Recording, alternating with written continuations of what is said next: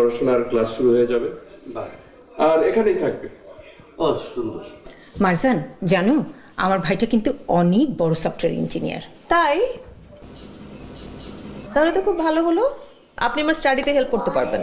ও তো হচ্ছে অনেক বড় ইঞ্জিনিয়ার, নানান কাজে ব্যস্ত থাকে, তোমাকে হেল্প করতে পারবে তো?